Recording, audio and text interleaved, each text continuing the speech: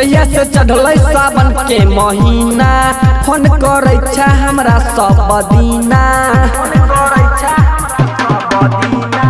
जहिया से चढ़ल सावन के महीना फोन करे छा हमरा सब दीना। हम आबै छियौ राखी किन गे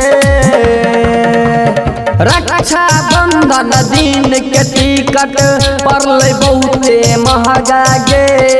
राखी बनबै ला आबै छियौ दिल्ली सदर भंगा गे। राखी बनबै ला आबै छियौ दिल्ली सदर भंगा गे।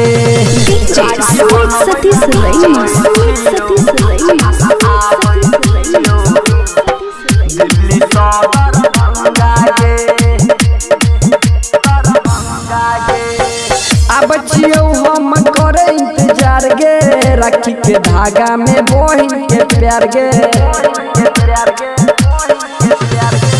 आबै छियौ हम करे इंतजार गे राखी के धागा में बहिन के प्यार गे। मन कोले तू अपन चंगा गे रक्षा बंधन दिन के टिकट पड़ले बहुते महंगा गे। राखी बनबै ला आबै छियौ दिल्ली सदर भंगा गे। राखी बनबै ला आबै छियौ दिल्ली सदर भंगा गे।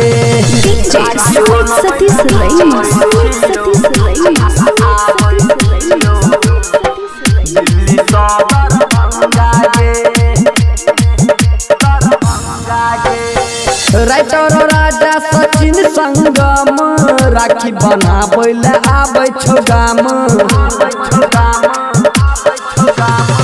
राइटर राजा सचिन संगम राखी बनाबै ला आबै छौ गाम। मन कोले तू अपन चंगा गे रक्षा बंधन दिन के टिकट पड़ले बहुते महंगा गे। राखी बनबै ला आबै छियौ दिल्ली सदर भंगा गे।